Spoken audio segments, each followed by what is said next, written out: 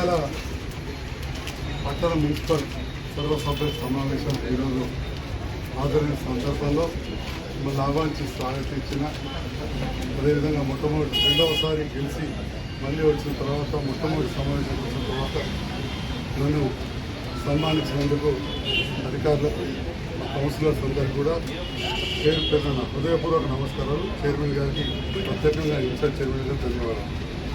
ఈరోజు మున్సిపల్ సర్వసభ్య సమావేశం చాలా అర్థవంతంగా అన్ని పార్టీల వారు కూడా పాల్గొని చాలా విషయాలు చర్చించడం జరిగింది. ముఖ్యంగా పట్టణ అభివృద్ధి విషయంలో తీసుకోవాల్సిన చర్యలు కావచ్చు, అన్నిటికంటే ముఖ్యంగా పారిశుద్ధ్యం విషయంలో జగిత్యాల డ్రైనేజ్ వ్యవస్థ అస్తవ్యస్తంగా ఉన్నది, దాన్ని గాడిలో పెట్టాలని చెప్పే విషయంలో కూడా అందరూ కూడా సానుకూలంగా స్పందించారు.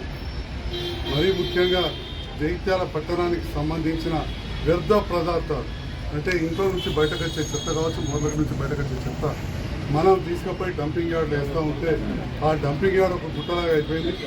మరి ఆ డంపింగ్ యార్డు దాన్ని మళ్ళీ మైనింగ్ చేయించి దాన్ని అంతా కూడా దాన్ని తక్కువ చేయడానికి దాదాపు ₹1 కోటి పైన ₹1,70,00,000 ఖర్చు ప్రభుత్వానికి, రాష్ట్ర ప్రభుత్వం కేంద్ర ప్రభుత్వం నిధులు కలిపి దాన్ని చేయడం జరిగింది. మరి ఇది ఇప్పుడే ఈ డంపింగ్ యార్డ్ అంటే చెత్త వేసే మనం ఒక గుట్ట పెరగకపోతే రేపటి నాడు ఎట్లయితే నల్లగుట్ట కాడ ఇబ్బంది అయింది, కొన్ని గ్రామస్తులు ఇబ్బంది పెట్టారు.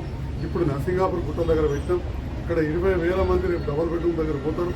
2-3 నెలల్లో పూర్తి అక్కడ కార్యక్రమాలు చేయాల్సి ఉంటుంది. మరి అప్పుడు అక్కడ ఉండే పరిస్థితి ఉండదు. కాబట్టి ప్రజాప్రతినిధులు, ప్రజలు కూడా సహకరించాలి. తడి చెత్త, పొడి చెత్త వేరు చేసినప్పుడే ఈ డంపింగ్ యార్డ్ అనేది గుట్టలాగా పెరగకపోదు.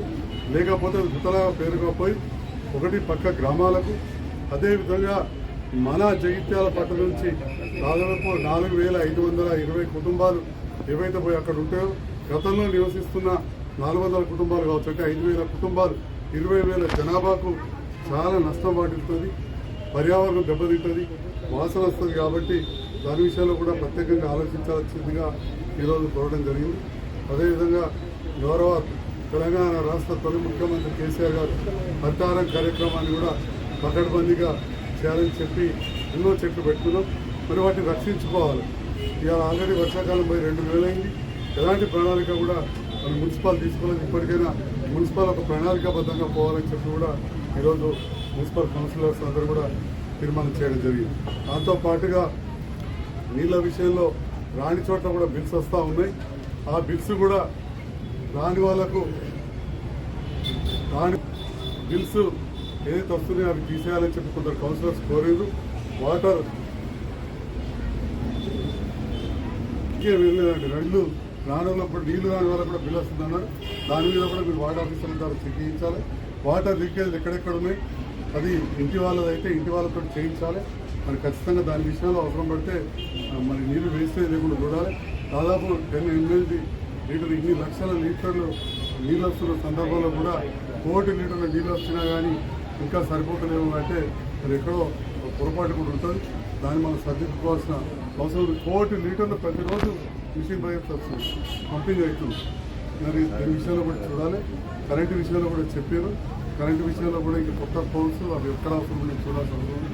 అదేవిధంగా అభివృద్ధి పనులు చాలా మటుకు ఆపేసినట్టు తెలిసింది మాట్లాడతారు. మరి ఎందుకు ఆపేసారు?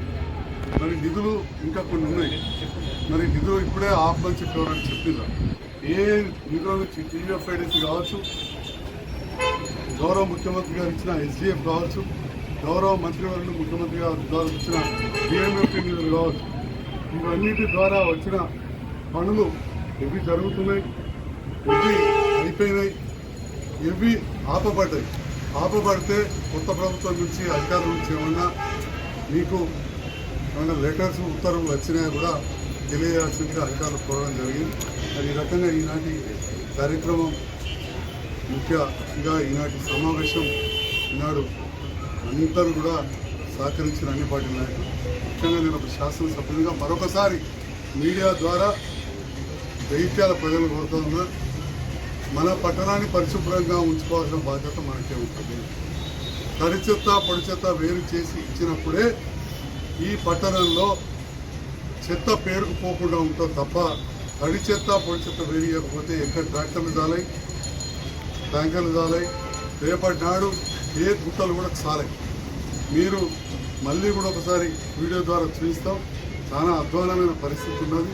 కోట్ల రూపాయలు ఖర్చు పెట్టినా కానీ ఆ చెత్త కరగబెట్టే పరిస్థితి లేదు. కాబట్టి ఇంటి దగ్గరనే బాధ్యత వహించినప్పుడు అయితే అని చెప్పి కూడా మళ్ళీ కొడతా ఉన్నాం. మళ్ళీ ప్రజలు కొడతా ఉన్న ఇంటిలో నీటిని వృధా చేయొద్దు. ప్రతిరోజు 1 కోటి లీటర్ల పైన నీరు ఇస్తున్నాం. 1,20,000 జనాభా అంటే కుక్కలకు 70 నుంచి 80 లీటర్ల నీరు ఇస్తున్నాం. చిన్న డ్రమ్ ఇస్తున్నాం నీళ్లు. 80 లీటర్లు అనేది చాలా పెద్ద మొత్తం. 80 లీటర్లు 90 లీటర్లు ఇచ్చిన తర్వాత కూడా అక్కడక్కడ షార్టేజ్ ఉన్నది. అంటే చాలా దురదృష్టకరం. చాలా చోట్ల కూడా ఇంకా బోర్లు కూడా వాడుకుంటారు, బావులు కూడా వాడుకుంటారు. అంటే వేస్టేజ్ అవుతున్నట్టు చాలా స్పష్టంగా తెలుస్తూ ఉన్నది. అది ప్రజలు కూడా సహకరించడానికి కోరుతూ అధికారులు కూడా పర్యవేక్షించాలి. మరి వాటర్ సప్లై మీద ఎందరు ఉన్నారో వాళ్ళు కూడా పర్యవేక్షించాల్సిన గౌరవ మున్సిపల్ కమిషనర్ కోరుతున్నారు. అదేవిధంగా కరెంటు విషయం, హరితహారం విషయం అర్జెంటుగా సమీక్షించాలి. గత కోవిడ్ సందర్భంలోని కొన్ని బిల్లులు పేమెంట్ చేయలేదని చెప్పి దృష్టికి వచ్చింది. దయచేసి అధికారులు శ్రద్ధ పెట్టి ఆ బిల్లులు పేమెంట్ చేయాలి. మళ్ళీ కోవిడ్ వస్తుందని చెప్పి ఇప్పటికే వార్తలు వస్తున్నాయి. అవి పేమెంట్ చేయకపోతే రేపటి నాడు ఎవరు కూడా పనులు చేయడానికి ముందరికి రారు. కాబట్టి ఖచ్చితంగా పేమెంట్ చేసి ఆ తర్వాత కొత్త పనులకు కూడా తీర్మానం తీసుకొని వెంటనే, ఎందుకంటే సామాన్యులు వాళ్ళు పనులు చేస్తారు.